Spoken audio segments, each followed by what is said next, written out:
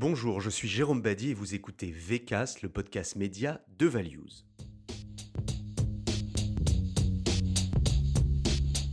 Nous avons décidé de consacrer une mini-série à l'avenir des médias, à commencer par les réseaux sociaux, car l'idée de cette mini-série nous est venue au moment de la panne géante de Facebook il y a quelques semaines.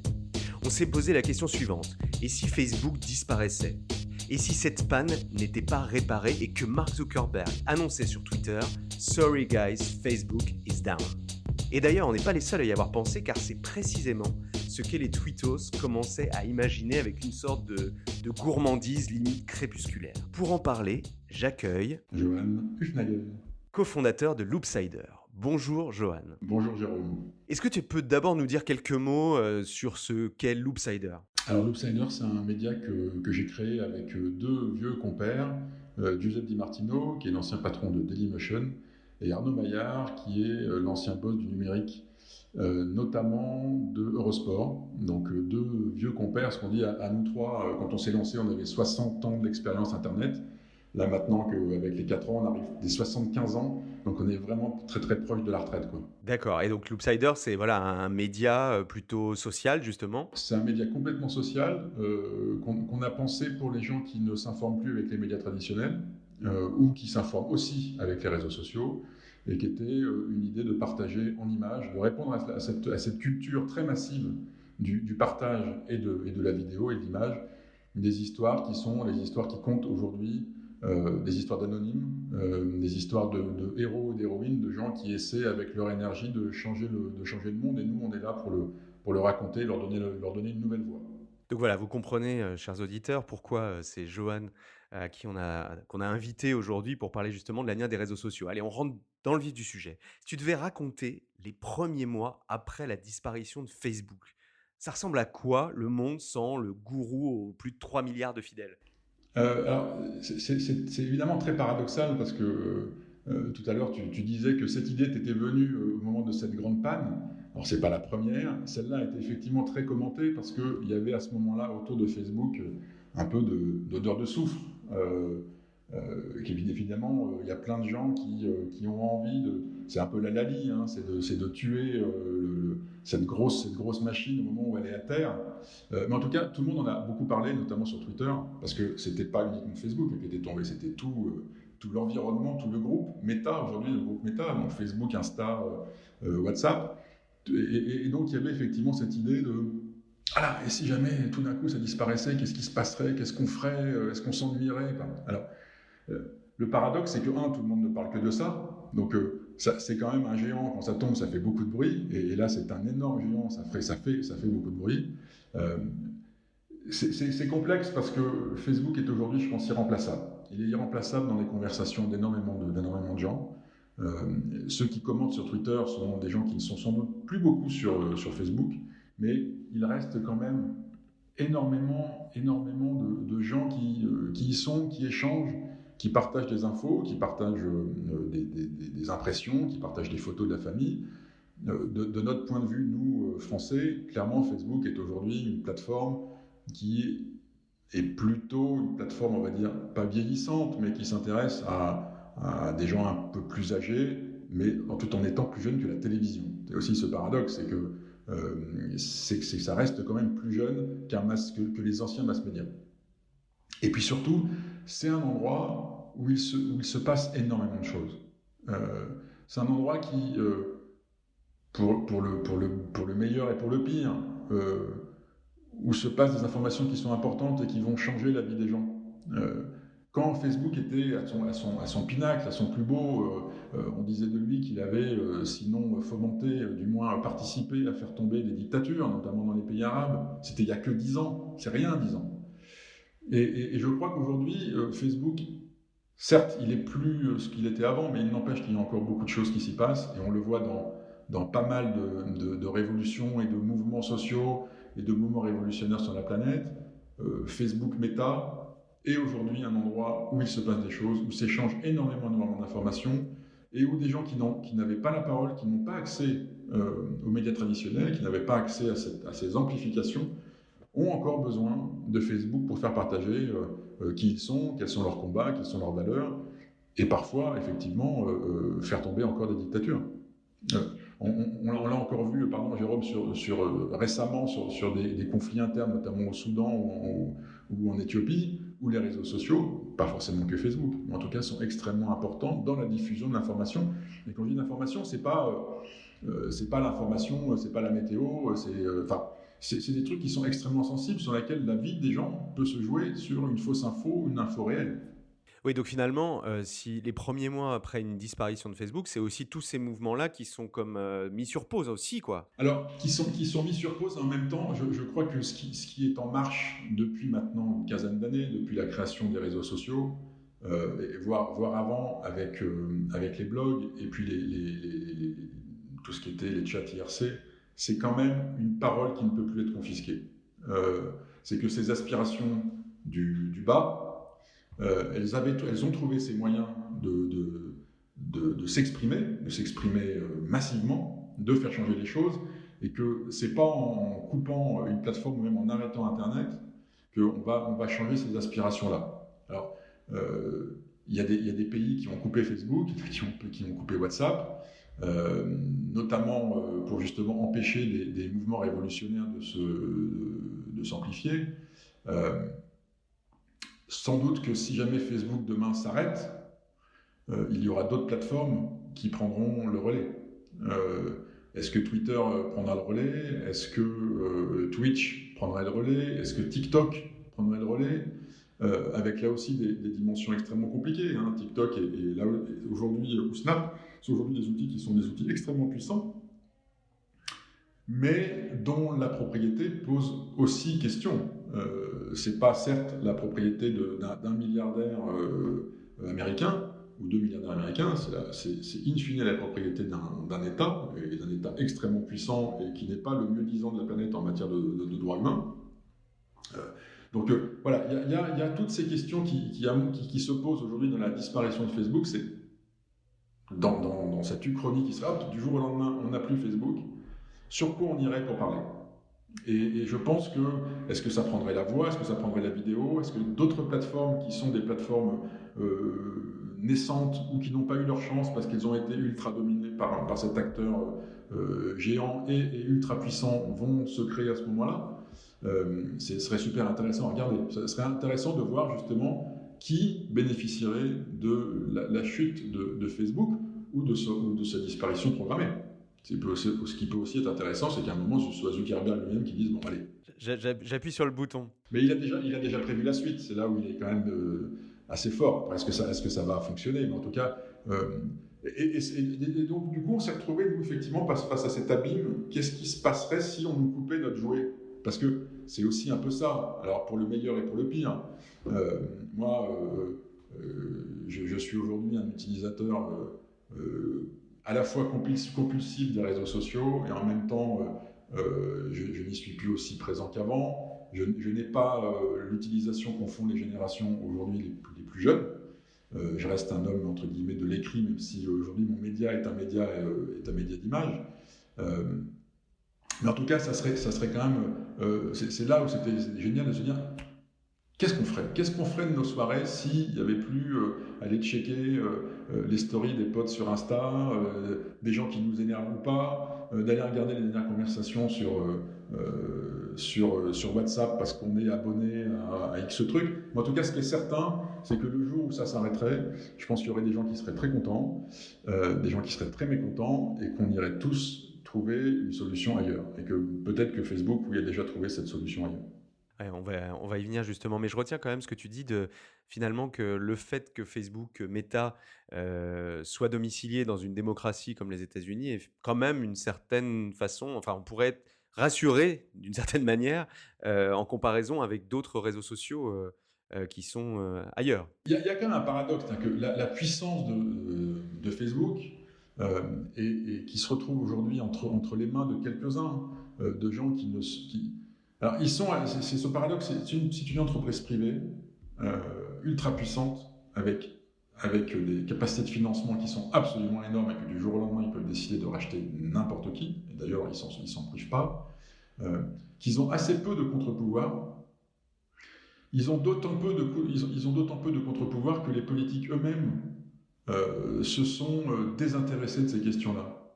Et que quand ils s'y trouvent confrontés de façon extrêmement extrême, comme ça a été le cas notamment pour les émeutes du 6 janvier contre le Capitole, ils ne savent pas eux-mêmes comment gérer cette puissance. Quand il y a des demandes de régulation, ils se sentent attaqués à la fois dans leur puissance et dans leur réflexion même sur leur outil. C'est fascinant parce que c'est vraiment une boîte d'ingénieurs. Et pour ces boîtes d'ingénieurs, la réponse est forcément techno. Elle ne peut pas être humaine. Et je vois bien leur point de vue. C'est-à-dire et je pense que nous-mêmes, et beaucoup de politiques et beaucoup de spécialistes des réseaux sociaux n'ont pas conscience des chiffres que peuvent traiter, le volume que peut traiter un Facebook ou un YouTube ou toutes ces plateformes. Ce sont des milliards d'heures qui chaque seconde sont diffusées sur ces plateformes. Donc quand j'entends qu'il faut augmenter et la régulation et la modération humaine, oui, c'est certain qu'il faut trouver à un moment des arrangements avec ces géants pour qu'on parle d'un langage commun, un langage très politique. Mais en même temps, la solution ne peut pas être que humaine. Et c'est impossible. Et le fait que les politiques se soient complètement désintéressés de ce sujet-là, j'ai vu passer un graphique il y a quelques heures sur les discussions qu'il y a eu lors du débat des Républicains sur BFM avant-hier. Je crois que le numérique n'a pas été abordé une demi-seconde.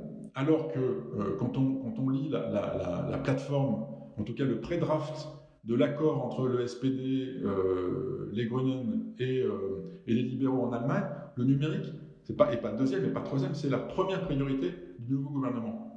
Quand on écoute Obama, et moi je me souviens, quand on écoutait Obama parler en 2015-2016 sur la technologie, c'est pas un homme de techno, mais en tout cas, il est briefé, il est coaché, et c'était sans doute un des rares à savoir à peu près de quoi il parlait, à comprendre. Aujourd'hui, Facebook et ces groupes-là, ils ont un boulevard pour ne faire que ce qu'ils veulent. Alors, ça change un peu parce qu'effectivement, dans l'administration Biden, il me semble qu'il a pris quelques spécialistes des questions de régulation qui notamment sont très opposés à la puissance de Facebook et qui aimeraient bien d'une façon ou d'une autre le réguler, voire carrément le démanteler. Et donc du coup, Facebook réagit comme un corps social contre cette administration-là. En tout cas, il y a clairement cette idée de puissance du groupe de Zuckerberg qu'il faut interroger, que le groupe lui-même est traversé par des réflexions sur sa puissance, est traversé par comment est-ce qu'on gère les contenus, comment est-ce qu'on fait pour que Facebook ne soit pas le lieu de déversement de haine. Et en même temps, ils sont tellement puissants, tellement riches qu'on se dit que ce qu'ils font est forcément insuffisant. Donc oui, Facebook appartient à une démocratie, est issu d'un pays profondément démocrate, ce qui ne veut pas dire que lui-même n'est pas traversé, et on l'a vu pendant le dernier pendant le mandat de Trump, qui pouvait être extrême et extrêmement violent, mais c'est effectivement pas la Chine. Justement, peut-être rapidement un petit panorama des différents réseaux sociaux qui comptent et avec un cas peut-être, bon alors tu les as cités, hein, on a dit effectivement, donc bien sûr Facebook, Twitter, Instagram, peut-être plus spécifiquement, alors il y a TikTok, on va y venir, mais plus spécifiquement par exemple on a vu apparaître Twitch et qui est assez fort, notamment il y a une très belle OP là, qui a fait parler de Twitch autour d'une collecte de dons pour une association, hein, c'était The Event, c'était la deuxième année, hein, le record mondial là, sur une opération française. Est-ce que tu considères que Twitch, par exemple, c'est un réseau social ? Je vais être extrêmement prudent sur ce que je peux dire. De ce que je vois, moi, d'extérieur, ça reste aujourd'hui une plateforme qui est majoritairement utilisée par les gamers. Et toutes les tentatives des médias d'essayer d'aller capter cette espèce d'impression naissante que c'est là que ça va se passer demain, et pour l'instant voué à l'échec parce que j'ai l'impression que tout le monde y va, justement en ne respectant pas les codes.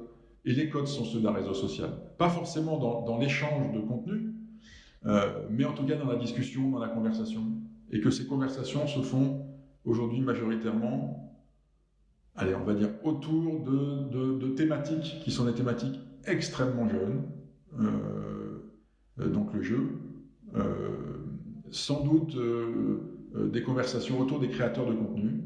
Euh, c'est un écosystème en tant que tel qui marche plutôt très très bien avec YouTube, mais qui a son propre écosystème et celui justement d'être dans une discussion en permanence, quasiment sans filtre, et avec laquelle il faut jouer. C'est-à-dire qu'on crée une communauté, cette communauté vient, ça m'intéresse pas, je discute pas, et ces règles du jeu-là sont des règles du jeu qui sont très particulières, et qui, comme tous ces réseaux sociaux naissants, est une culture en tant que telle. Et que si les médias essaient d'imposer leur façon de faire, leur regard, ils n'arrivent pas à prendre ça. Et aujourd'hui, jouer ce jeu de la conversation permanente est un truc très compliqué et qu'il faut avoir ses codes et qu'il faut avoir les talents pour le générer. Mais c'est une plateforme, pour le coup, extrêmement intéressante sur laquelle l'Insider ira un moment, un jour. Mais il va falloir que nous, on trouve à la fois la personne pour animer des conversations qui soient en adéquation avec nos valeurs et qui en même temps vont intéresser et créer une communauté à l'intérieur de Twitch. Peut-être avec Période, votre autre média féministe là, que vous avez lancé il y a quelques mois ou années, je ne sais plus. Du coup, tu as fait référence, parce que c'est vrai qu'entre Twitch et YouTube, il y a des liens, parce qu'en réalité, les Twitchers, en tout cas les influenceurs sur Twitch, postent, et même d'ailleurs, même les anonymes, hein, postent leurs parties, etc. sur YouTube. Du coup, est-ce que tu dirais que YouTube, on rappelle qu'il appartient à Google cette fois, est-ce que YouTube, c'est aussi un réseau social? On ne le considère pas comme ça, mais notamment le lien avec Twitch, peut-être que ça en fait un réseau social? Est-ce que tu dirais ça? Ou une simple plateforme? Je pense que y a la simple plateforme qui n'est pas un réseau social aujourd'hui, c'est Netflix, c'est Disney+, Prime. Prime Vidéo, voilà. C'est là clairement, on est dans le lean back, hop, tac, on est dans le lit, dans le canapé, on regarde une série, un film, un doc, et on n'interagit pas avec les contenus, avec les gens qui le regardent en même temps. YouTube a effectivement cette fonction de je branche une playlist où je regarde et puis je me laisse porter par l'algo, et je ne suis pas en mode actif, mais un peu plus quand même que sur les plateformes, parce qu'il y a des commentaires, parce qu'il y a un algorithme qui est fonction in fine des réactions de la communauté qui regarde, et puis qu'il y a quand même du partage, il y a quand même la question de la playlist, la question de construire une communauté de sujets par épisode, même si c'est pas aussi simple que ça et que l'algo peut venir casser tout ça. Mais il n'empêche que ça reste, il y a un degré de plus dans le réseau social. Mais c'est pas forcément un endroit de conversation. Après, moi, ce que je trouve toujours intéressant, et c'est ce que moi je vois depuis Internet, quasiment depuis les 25 ans que j'y suis, c'est que les conversations ou les détournements de conversation, qui peut aller jusqu'au trolling, ou en tout cas parfois de faire passer des messages en secret sur certaines plateformes, ça se trouve n'importe où. Et que YouTube, à un moment, peut devenir, pour X raisons, un endroit où il va se passer des choses, d'échanges de contenu, d'échanges de messages cachés, parce que c'est un endroit qui n'est pas forcément adapté à ça. Et on le voit aussi dans les demographics des différentes plateformes. YouTube reste quand même très très jeune. C'est sans doute la plateforme la plus ancienne aujourd'hui, le réseau social le plus ancien de tous. Alors, ils sont nés quelques mois avant Facebook, mais qui est su garder, de conserver ses vieux et de savoir se rajeunir. Et ça, mine de rien, tout le monde ne peut pas en dire autant. Justement, merci, très bonne transition. On arrive justement sur les audiences.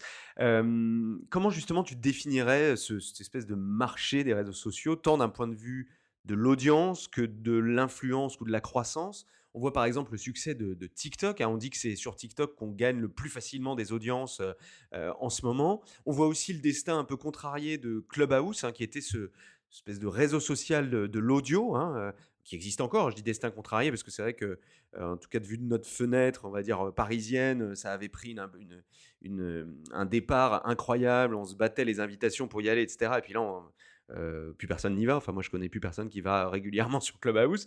Donc finalement, on se rend compte que d'abord, c'est pas si figé que ça, parce qu'il y a des nouvelles choses qui arrivent. Mais voilà, comment toi tu vois ça, les audiences et l'influence et malgré tout, comme tu disais au début, Facebook a du mal à continuer à rajeunir son audience ou à garder une audience jeune, mais continue d'exister, hein. Moi, je donne un exemple personnel, mais mes amis aux États-Unis, par exemple, utilisent encore énormément Facebook, postent énormément de choses sur Facebook, là où moi, par exemple, je poste plus rien. Donc, voilà. Bien sûr.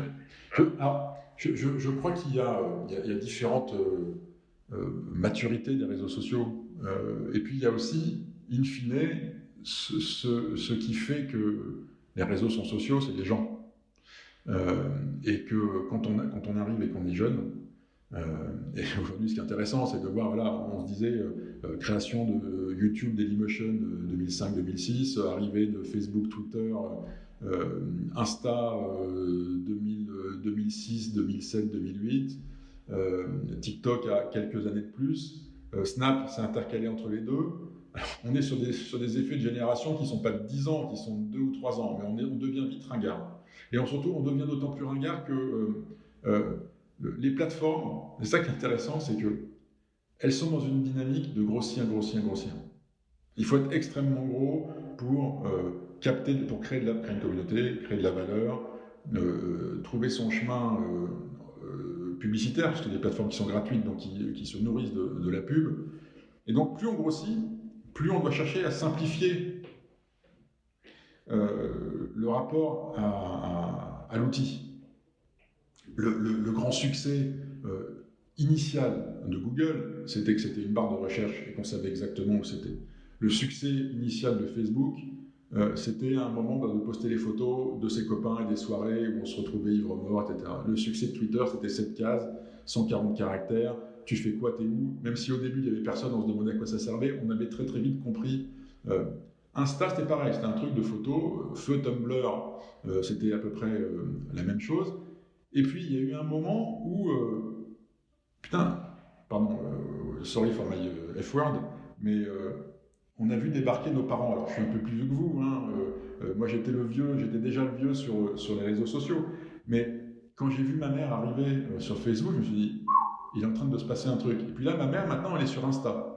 Donc ça veut dire que quand on a aujourd'hui 15 ans, et qu'on commence à avoir envie de créer sa communauté, d'échanger, de voir ses potes, les communautés, où est-ce qu'on va? On va pas là où potentiellement on peut retrouver ses parents, voire pire sa grand-mère. C'est quand même la honte absolue, quoi. Donc il faut qu'on aille vers une plateforme qui est soit nouvelle, soit qui est tellement hermétique. Donc on a cette espèce d'effet ciseau où les plateformes doivent se simplifier et où la hype est ce qui fait qu'un réseau social devient the place to be, doit devenir complexe ou illisible ou incompréhensible. Moi, quand je vais aujourd'hui sur TikTok, clairement, je suis un peu perdu. C'est pas ma culture de l'image. En tout cas, au début, ça l'était pas. Alors, avec en plus l'histoire de TikTok, un truc vraiment basé sur le challenge et la danse, qui aujourd'hui, c'est un peu de moins en moins vrai, même si ça reste fondamentalement un truc très codifié sur le défi et le challenge, mais avec beaucoup d'images aujourd'hui et de prises de parole, on voit bien que c'est en train de devenir un élément central dans la conversation de la jeunesse. Donc c'est ça qui est rigolo, c'est de voir que chacune plateforme s'adapte. À un moment, doit grossir, donc doit aller capter des gens plus âgés, et donc du coup fait partir. Donc il est fort possible que copains d'avant reviennent à un moment, tu vois, très à la mode, parce que justement ça sera l'endroit totalement ultime, ultra normcore, où les plus jeunes vont venir. Ouais, mais ce qui est marrant, c'est que finalement, sur la forme, ça n'a pas beaucoup changé, puisqu'on poste des statuts ou bien des photos, des vidéos, bon, de plus en plus d'ailleurs, bien sûr, un peu de son, bon, mais on voit que ça prend pas forcément. Hem, D'après toi, enfin, comment tu vois les 5 années à venir? Est-ce que tu penses que sur la forme, il va y avoir des changements? Ne parle pas tout de suite de métaverse, on va y venir, mais est-ce que tu penses que voilà, tu dis en fait c'est basique pour, citer Orelsan, mais c'est un peu ça en fait, c'est un peu toujours pareil. Alors c'est ce qui est intéressant, c'est qu'est-ce que captent ces plateformes dans le temps présent pour qu'elles fonctionnent à un moment, pour qu'elles marchent. Il y a effectivement être à l'endroit où les autres ne sont pas, où vont y être. Donc de passer de youtubeur, influenceur, tiktoker, qui est quand même globalement la même chose. Hein. Qu'est-ce qui fait que c'est différent? Qu'est-ce qui fait que TikTok est différent de YouTube ou de Periscope? Non, il y a un truc qui me frappe beaucoup, et je pense que sur les années à venir, on est dans un monde d'images. Et on va être de plus en plus dans un monde d'images. Quand quand François Truffaut lance la nouvelle vague, il a à la fois une idée des histoires qu'il veut raconter, des scénarios qu'il veut raconter, de la façon qu'il a de le filmer, mais aussi il a accès à une révolution technique qui est quand même de pouvoir tourner de façon plus légère. C'est plus les grosses caméras cinémascope, on peut tourner de façon plus légère. Mais l'information, la création reste un truc très très lourd.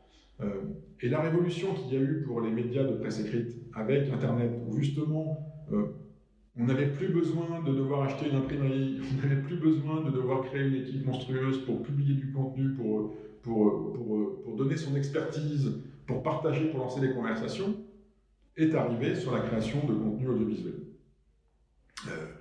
Même il y a encore 10 ans, lancer un média comme Loopsider nécessitait quand même des compétences. C'était le début de YouTube. Moi, je me souviens quand j'ai bossé, quand j'étais à 20 minutes avec ce très jeune et très talentueux youtubeur qui était Cyprien, il montait avec des outils, c'était fascinant. Il utilisait des outils qui étaient d'une légèreté absolument incroyable, mais qui n'étaient pas non plus forcément à la portée du premier venu. Il fallait quand même avoir le goût pour la techno, pour la technique et pour le récit. Aujourd'hui, on ouvre n'importe quel réseau social, on devient créateur d'une façon extrêmement légère, avec plus ou moins de talent, et on laisse plus ou moins la place à l'image et au style, mais ce qui prime, c'est le récit personnel. Je pense que ça s'est installé pour les quelques années encore à venir. Voilà, et moi, ce qui est fait, c'est in fine, un Insta, TikTok, Twitch, c'est de la conversation, c'est de l'image, c'est de la création de récit. Et pour moi, voilà, on est dans une surconsommation d'images. Je ne sais pas combien tu regardes, toi, d'images par des écrans interposés toute la journée, mais là, aujourd'hui, on va faire une conversation d'1 heure. Ce soir, tu vas regarder, comme tout le monde, le match de foot, ou Koh-Lanta, ça va être un des deux, ou une série sur Netflix, le nouvel épisode de Succession. Bon, et puis toute la journée, moi, je regarde des images, et les gens ne font que ça. Et surtout des images qui sont des histoires très sous la forme du jeu ou du on et de la communauté. Donc ça, je pense que c'est fait pour rester. Mais justement, alors comme un média, parce que justement tu parles de tous ces contenus qui sont produits, que ce soit par des utilisateurs, on va dire, et des professionnels de l'autre côté, comme les médias. Comment un média comme Loopsider réussit à se différencier? Alors c'est vrai que sur le fond et sur la forme, la différence entre un média, je vais dire traditionnel, parce qu'un média de journalistes avec une équipe, en tout cas, avec des valeurs, avec de la transmission, avec une curiosité, un professionnalisme dans une façon de faire. Clairement, on vient sur le terrain de jeu. On vient essayer d'apporter à un moment du sens, de la contextualisation, un peu d'expérience, d'autres regards, parfois un peu plus distanciés, des questionnements. C'est quand même un média de questions. Les journalistes posent des questions, ils posent des récits, mais posent des questions. Des youtubeurs qui sont davantage on va dire, dans un récit personnel ou dans une ligne. Ce qui fait le succès de quelques youtubeurs stars, que ce soit sur la science, sur les fake news, sur l'histoire, sur le cinéma, c'est parce qu'ils sont dans un couloir extrêmement étroit. Nous, quand je dis nous, les médias traditionnels, un Combini, un Loopsider, Période, Brut et tant d'autres, on est souvent un peu plus généraliste. On va aller aussi bien de ce qui se passe au Soudan que de ce qui se passe entre n'importe quoi, le PSG, les questions climatiques, les questions régaliennes, etc. Et on s'adapte à suivre un petit peu l'actu et puis surtout à proposer des choses avec un regard différent, avec de l'enquête, ou avec différentes formes de traitement, là où sans doute les youtubeurs vont rester majoritairement sur un format, le format qui les a fait connaître, ou sur lequel ils savent s'épanouir. Nous, on peut additionner parce qu'on a une force de frappe qui parfois peut être l'équivalente d'un énorme youtubeur, ou en tout cas qu'on essaie de construire comme supérieure à celle de la majorité.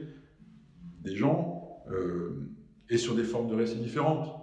Un moment voilà, aujourd'hui l'outsider, quand on appelle, quand on passe des coups de fil, on est connu, ça ouvre des portes, ça permet de poser des questions, ça permet d'être légitime, sans doute plus parfois, mais pas toujours, qu'un youtubeur XY. Ouais, mais tu crois pas que ça met quand même, enfin, je parle des réseaux sociaux d'une manière générale, au-delà des youtubeurs qui sont, on va dire, des influenceurs, mais comme un média, effectivement, peut être considéré comme un influenceur. Mais c'est surtout aussi la somme des utilisateurs individuels. Alors certes, ils n'ont pas la surface que peut avoir l'Oopsider ou un gros youtubeur. Néanmoins, cette somme-là, on parle des fake news beaucoup, etc., peut créer une sorte d'information égale quand on screen, quand on regarde son feed. En fait, il faut, enfin moi j'encourage, mais même ça peut arriver dans nos familles, hein, on nous envoie une info et moi je dis mais regarde quel est l'émetteur en fait, mais parce qu'on a des réflexes, mais tout le monde les a pas et c'est des codes à apprendre aussi. Bien sûr, mais ça c'est une excellente question et c'était vraiment d'ailleurs une des valeurs fondamentales de la création de l'Outsider, c'était de dire il faut qu'on soit à un endroit où sont les gens. Qu'est-ce qui ont fait que ces gens ont quitté les médias traditionnels ? Télévision, la radio, la presse écrite, même la presse écrite sur Internet.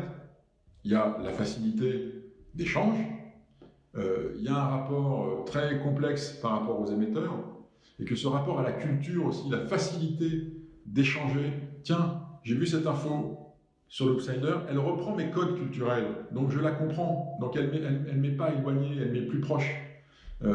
Les questions sur les incarnants aussi, je mets des gens à l'écran parce que justement, tiens, c'est quelqu'un qui me ressemble, c'est quelqu'un comme moi, c'est quelqu'un qui peut m'expliquer, d'avoir un rapport très premier degré par rapport à l'info, beaucoup moins de références.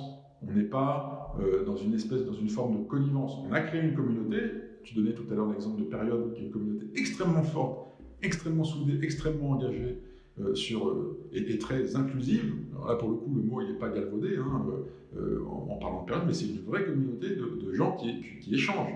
Quand je vois la rédactrice en chef de Période, Eugène Marais, qui a pris à bras-le-corps ce média, qui l'a créé, c'était tout autant dans la création et la proposition de valeur, la création de contenu, que l'échange et la création avec sa communauté. Elle passe un temps à répondre aux messages qui est phénoménal. Et ça, c'est intéressant parce que tout à l'heure, quand tu disais Twitch, elle le fait de façon écrite, là où Twitch le fait de façon très orale, mais c'est exactement ce truc-là de relation un à un. Donc ce lien de confiance est extrêmement important. Et quand tu dis que d'où vient l'émetteur, je pense que oui, on a un besoin de formation générale, de formation à l'image, mais ça fait ça des années que j'entends ça. C'était le credo d'arrêt sur image quand il était la télévision, d'aller dans les écoles et de décrypter les images de la télévision. Clairement, aujourd'hui, et on le voit sur toutes les questions qui sont les questions liées à l'utilisation des réseaux sociaux. Tu parlais des fake news, du cyberharcèlement, de l'injure en ligne, de la violence des échanges. Il y a clairement aujourd'hui une partie noire et là dont la responsabilité n'est pas que des plateformes. En gros, pour faire système, il faut être plusieurs. Et là, aujourd'hui, on a un acteur majeur qui est Facebook, en gros les GAFA, et le régulateur qui ne joue pas son rôle. Et qui ne joue pas son rôle parce qu'il ne comprend pas, sur X questions, les droits d'auteur, les algos. Alors les algos, je n'en parle même pas, il ne sait même pas comment ça, il ne sait même pas comment l'écrire, c'est même pas un sujet de préoccupation, ils racontent n'importe quoi. Les journalistes politiques, c'est sans doute les pires au monde, ils sont persuadés que la France est sur Twitter parce qu'ils ont regardé les tendances du moment, alors que ça ne concerne que 50 Pékin à un moment donné. Donc dans ce système-là, personne ne sait fondamentalement comment ça marche, et on ne sait pas aujourd'hui qui explique comment ça fonctionne. Donc il y a des podcasts qui justement, mais qui sont, excuse-moi Jérôme, ça reste quand même de la niche, de gens qui comprennent ce dont on parle, et c'est quand même pas simple, qui s'y intéressent depuis longtemps, donc qui ont un niveau expert dans cette discussion-là, dans cette conversation, mais pour les mômes, mais même moi avec mes enfants qui sont d'âge divers, je m'aperçois que, alors que je pensais que par mon boulot, ils avaient peu ou prou compris ce que je faisais, quels en étaient les dangers, je m'aperçois que je ne leur ai pas assez expliqué. Alors même si mon fils de 10 ans l'autre jour me dit de toute façon toi ton boulot, papa j'ai compris, c'est créer du like, il a bien compris, il est en mode avancé. Mais il n'empêche que sur toutes ces autres questions, des questions très politiques, très sociétales, on ne sait pas comment ça fonctionne, on ne sait pas comment est-ce que est fabriquée une fake news, pourquoi elle est faite, etc., etc. Et donc là, il y a un vrai enjeu politique national et transnational sur ces questions-là. Bah, tu vois, avec la remarque de ton fils, ça fait la transition parce que créer du like, finalement, on va parler un peu de monétisation quand même et de publicité. Tu l'as un petit peu abordé tout à l'heure. Il faut rappeler quand même que les réseaux sociaux sont gratuits, il ne faut pas oublier ça, que finalement le modèle, c'est que l'utilisateur, tu vas me corriger si je dis une bêtise, hein, mais grosso modo, c'est l'utilisateur qui consent à offrir ces informations, ces données, en échange d'un service qui est gratuit et qui est financé par des marques, par des annonceurs. Et donc les marques, qu'elles soient petites ou grandes, hein, puisque notamment sur Facebook, mais pourquoi je prends Facebook, sur tous les réseaux sociaux, les petites marques justement peuvent tout à fait se faire connaître à travers les réseaux sociaux. Elles ont besoin d'audience et donc de s'adresser à des audiences. Et donc cet échange de consentement qui permet justement de financer les réseaux sociaux et les financer de façon très lucrative. Pour eux en tout cas. Et donc toi qui observes vraiment ces réseaux sociaux depuis longtemps, déjà rapidement peut-être, est-ce que tu as vu le modèle évoluer? Et surtout, d'après toi, comment il va évoluer? Est-ce qu'on peut s'attendre à payer des abonnements? Finalement un peu sur le modèle presque de la presse qui a toujours été par abonnement sur le print, mais sur le digital qui est en train complètement de se métamorphoser comme ça. Tu es un ancien de Libé notamment et on voit des hausses de la diffusion incroyables, notamment à Libération et sur les abonnements payants. Donc voilà, c'est un modèle qui est en train de se retransformer. Est-ce qu'on peut s'attendre à ça sur les réseaux sociaux? Est-ce que tu penses aussi, ça fait beaucoup de questions en une, mais tu vois, c'est un peu le même sujet, est-ce que la publicité peut continuer de croître sur les réseaux sociaux et est-ce qu'on ne va pas arriver à une sorte d'embouteillage finalement qu'on a observé un peu ensemble là, sur les contenus en disant, bah voilà, comment on fait attention à l'émetteur, qui parle, etc., pour justement faire la différence dans mon feed. Voilà, la publicité, ça va être pareil, hein. Comment j'arrive à encore différencier tout ça? Alors, premier point, je te rejoins sur ce truc qu'aujourd'hui les réseaux sociaux sont des immenses places de marché qui permettent à des marques, que ce soit des marques qui vendent des produits ou des marques qui vendent des contenus comme Outsider, d'émerger et de disrupter, pour utiliser ce mot, en tout cas de clairement de créer des petits mastodontes, en tout cas des médias et des marques très très fortes en utilisant les réseaux sociaux. L'Upsider n'aurait jamais eu la puissance qu'il a aujourd'hui sans les algorithmes extrêmement puissants et d'une très très grande finesse aussi dans la recherche de la création de communautés. Nous, ce qu'on a observé, c'est d'abord qu'aujourd'hui, il y a une plateforme qui sait particulièrement bien monétiser sa communauté, c'est Facebook. C'est sans doute le cas aussi sur YouTube que je connais moins bien. C'est plutôt assez réussi du côté de Snap parce qu'ils ont ce côté brand safety qui est très intéressant pour les annonceurs avec une sélection des émetteurs qui fait que justement on est dans un endroit, dans une espèce de cocon. Alors Snap est peut-être plus qu'il était à un moment, mais il n'empêche qu'aujourd'hui il reste puissant justement parce qu'il est un peu fermé et un peu abscon pour les parents. Donc il reste un peu protégé de ça, mais bon. TikTok aujourd'hui se cherche, et notamment parce que son propriétaire est particulier.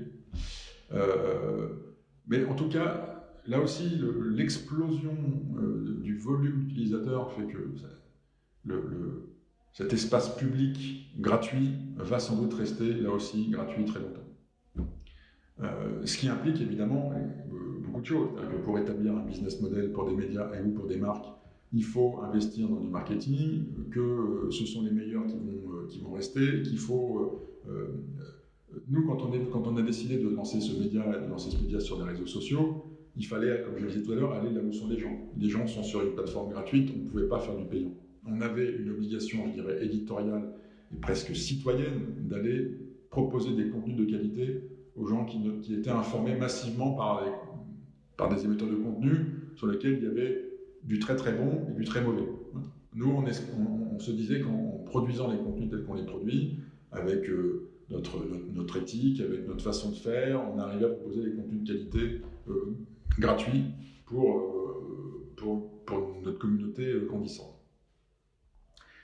On a en revanche jamais cru que l'argent des plateformes, même avec le succès, et aujourd'hui Loopsider c'est plus d'1,5 milliard de vidéos consultées chaque année, ça pouvait faire un business model rentable, en tout cas sinon rentable, du moins qui permettait de créer une équipe suffisamment professionnelle pour produire ces contenus, les distribuer, les concevoir, les imaginer, etc.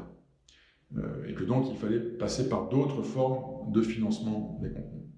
Ça, si je te réponds sur la première partie de ta question, qui est aujourd'hui les médias, l'argent que va nous rétrocéder un Facebook, un YouTube, un Snap ou un TikTok demain ne suffit pas à faire vivre une rédaction qui doit produire des contenus de qualité. Donc pour nous, c'était évident d'aller sur le brand content, peut-être qu'on y reviendra un moment. Sur les plateformes en tant que telles, la question du payant est une question extrêmement intéressante, parce que d'abord, il y a une part de fantasme derrière tout ça. C'est une question qui revient régulièrement. Et c'est vrai qu'on se dit, avec ces 3 milliards d'utilisateurs, si jamais Facebook demain n'a réussi à transformer que 1%, avec une somme modique, on va dire, elle est $1,99 par mois, eh ben, ça représente énormément d'argent. Est-ce qu'ils sont prêts à le faire? Peut-être que Meta à un moment proposera d'une façon ou d'une autre des contenus ou des add-ons payants. C'est peut-être ces logiques qui seront quand même comme ça. C'est-à-dire qu'on est gros et puis on peut proposer à un certain nombre d'acteurs, soit parce qu'ils sont médias et qu'ils proposent des contenus de qualité qui sont plus engageants, font tourner l'algo, etc., des fonctions que les autres n'ont pas, ou de les acheter. Bon, ça c'est la politique fiction, j'ai pas. Mais en tout cas, cette question est intéressante parce que elle remet en scène en permanence cette question du payant. Et on n'aurait pas imaginé, il y a 10 ans, qu'en effet, un Mediapart pouvait établir un modèle d'affaires particulièrement performant sur le payant sur Internet. Tous ceux qui leur avaient dit « vous allez vous casser la gueule », ils ont maintenu, avec certes une petite part de chance, mais ils ont maintenu leur pari, ils ont aligné les planètes et ça a marché. Et puis il y a eu Spotify, il y a eu Netflix, et donc avec l'arrivée derrière, tous ceux qui se sont engouffrés dans cette porte pour se dire bah, tiens, je peux capter un peu de payant et établir un niveau minimum de revenus qui permet de construire quelque chose. Ah, c'est intéressant parce qu'à partir du moment où tout le monde devient payant, va se reposer la question de l'accès au contenu, que Internet reste quand même un endroit un endroit de pirates, où l'inaccessibilité crée une demande de contrebande, entre guillemets. Et donc ça va être intéressant de voir comment ça se... Mais ouais, on pourrait imaginer que Twitter, je sais que Frédéric Fillou l'avait déjà envisagé il y a quelques années dans une de ses newsletters, peut-être que oui, si jamais demain Twitter propose un API plus quali, où je pourrais poster un peu plus, ou en tout cas je pourrais modifier mes tweets, ou créer des micros, peut-être que ça pourrait effectivement fonctionner. Ce qui est quand même amusant, c'est qu'il y a quelques années, on ne payait rien.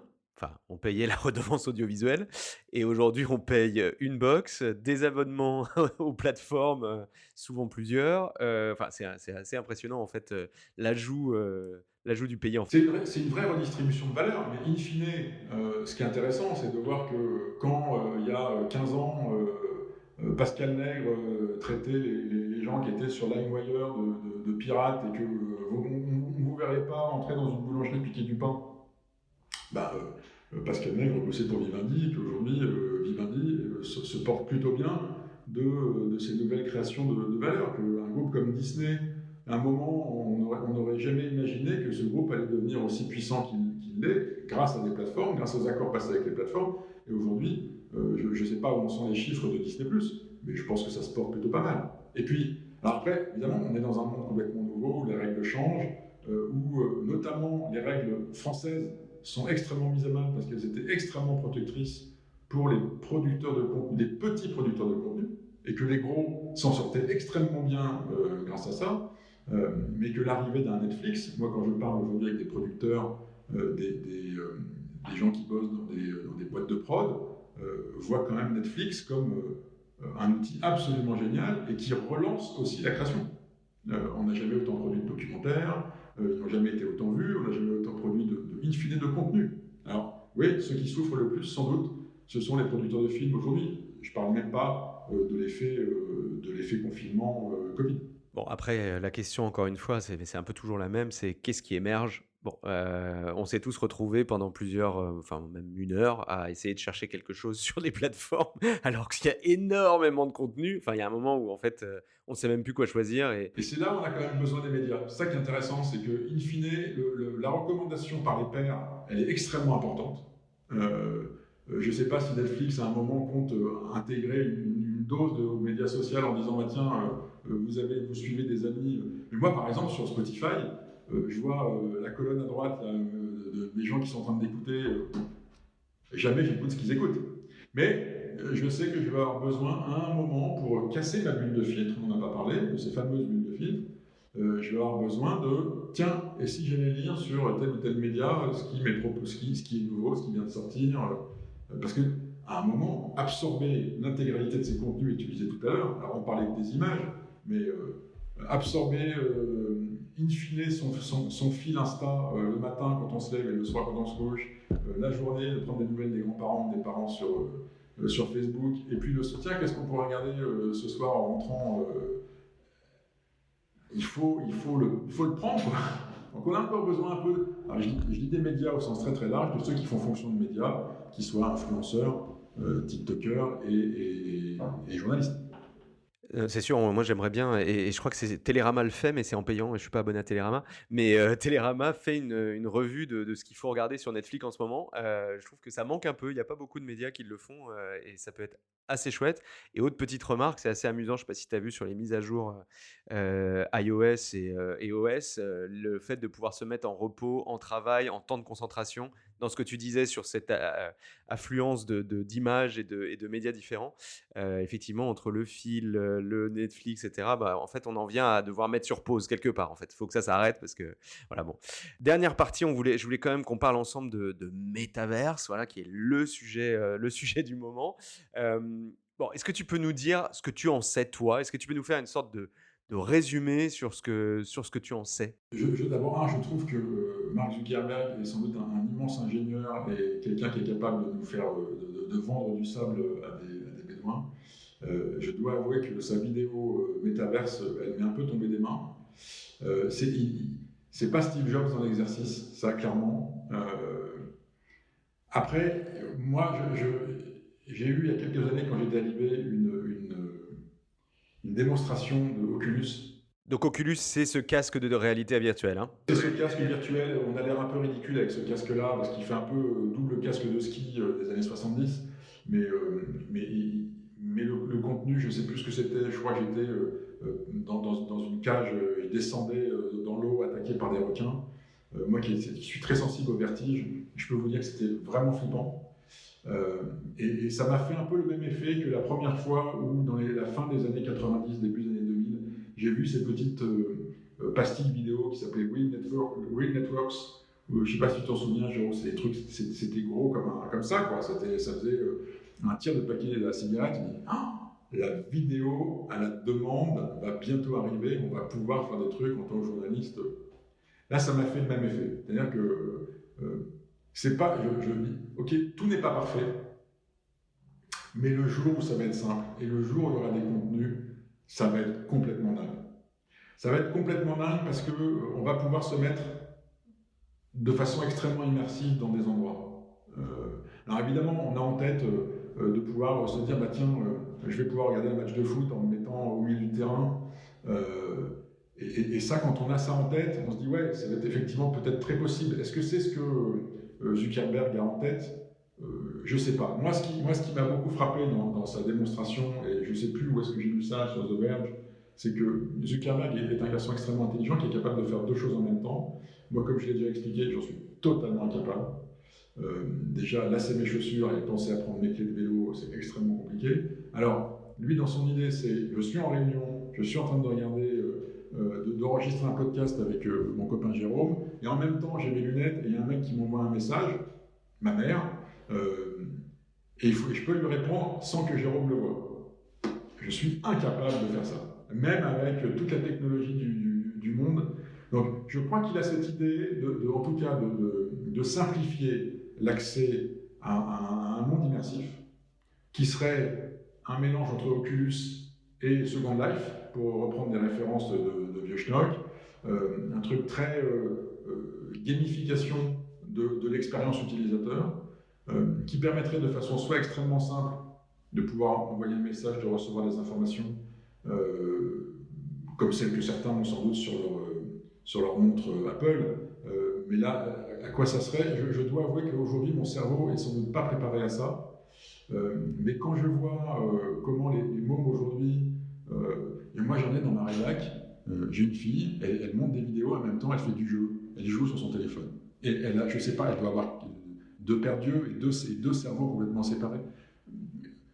C'est pas du tout, quand Bruno Patino reprend cette analogie du poisson rouge, il y a un côté à la fois effectivement très convaincant dans ce qu'il dit, parce que je vois bien comment nous, nos vieux cerveaux, ça les met en mode off, et effectivement on n'arrive pas à absorber cette sursaturation d'incitation à faire autre chose. En même temps, j'ai quand même l'impression que c'est compliqué, et je pense qu'ils devraient eux-mêmes se mettre sur pause à un moment avant de griller. Un peu ce côté un peu Strange Days, le film de Catherine Bigelow, absolument génial. Pour ceux qui ne l'ont pas vu, je vous conseille tout à fait cessante d'aller voir ce film, parce que justement, c'est sans doute méta, un peu flippant, hein. C'est méta la sauce LSD, c'est un peu rude. Mais voilà, c'est cette espèce d'expérience immersive où en même temps on peut faire deux choses en même temps, ou pas. Ça peut être assez excitant. Ça peut être assez excitant aussi pour les gens dans le boulot et de raconter des histoires. Et que peut-être que demain, alors ça va demander de la puissance de calcul, et là aussi avec sans doute un effet très particulier sur le climat et le dérèglement climatique, parce qu'il va falloir fournir en énergie ces data centers, mais assister à la conversation qu'on aurait tous les deux, Jérôme, non pas dans un écran partagé, mais dans une espèce de room où on serait quasiment, on aurait une expérience presque physique, pourrait être intéressante. Moi, c'est un peu l'idée que j'en ai aujourd'hui. On va voir si c'est celle-là qu'il a. Alors après, et là je le dis à nos amis de Facebook, avoir une conversation par écran interposé et un mec qui vient nous insulter sur notre épaule, nous traiter de tous les noms possibles et imaginables, et de venir avec sa clique pour injurier les gens, il va falloir qu'il règle ce problème avant de se lancer dans le métaverse, parce que ça sera autrement plus compliqué et plus angoissant si on voit arriver des clones dans nos espaces protégés, quoi. Ouais, c'est vrai que d'un coup, cette image en fait des trolls des réseaux sociaux en version métaverse, c'est vrai que c'est assez flippant, je n'avais pas pensé comme ça. Bon, allez, dernière question. Dans ce monde du métaverse, dans un monde avec métaverse, quelle est la place des médias, du coup, là-dedans ? Il va falloir y aller. Je trouve ça, moi, après, j'ai toujours, ma carrière a toujours été celle-là, c'est de ne pas avoir peur de ces inconnus, de ces moments inconnus. Au contraire, d'être plutôt excité, d'aller trouver des nouveaux publics. Voilà, moi, j'ai fait Libé papier, Libé numérique, 20minutes.fr, Slate.fr, Relibé, maintenant l'Outsider. J'ai toujours eu à cœur d'aller d'aller porter cette bataille éditoriale des contenus de qualité, de raconter des histoires qu'on ne voit pas forcément ailleurs, auprès des gens qui ont, pour X raisons, abandonné les médias, on va dire, traditionnels. Et donc je pense que oui, la fonction aujourd'hui d'un média est d'aller là où sont nos lecteurs en vrai, là, de créer des communautés là où ils sont. Et si jamais demain, je crois que c'est intéressant, parce que je viens d'y penser maintenant.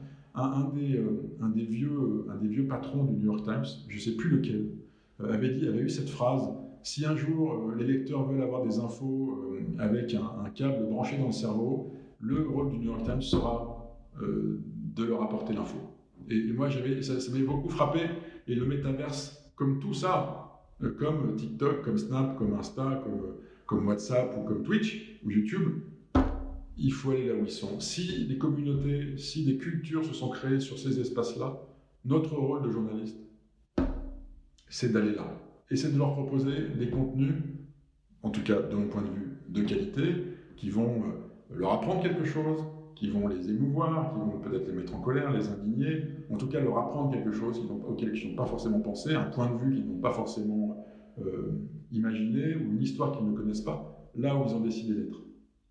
Si demain, ils sont dans le métaverse, Loopsider ira dans le métaverse. Ouais, quelle fin. J'aimerais souligner 2-3 trucs. Je voudrais souligner le fait qu'il est vraiment important d'éduquer, l'éducation aux réseaux sociaux, mais d'une manière générale, l'éducation aux médias, aux plateformes. Il faut que nos politiques s'éduquent aussi. Je retiens vraiment ce que tu as dit sur cette méconnaissance crasse de nos politiques et le fait que ces sujets du numérique, d'une manière générale, ne soient pas du tout au centre des débats, des campagnes présidentielles, mais d'une manière générale du débat public. On vous a aussi parlé de Strange Days, recommandation, voilà, il faut foncer aller voir ce film. On vous a aussi parlé de LSD, de Bruno Patino. Bon bref, c'était très riche.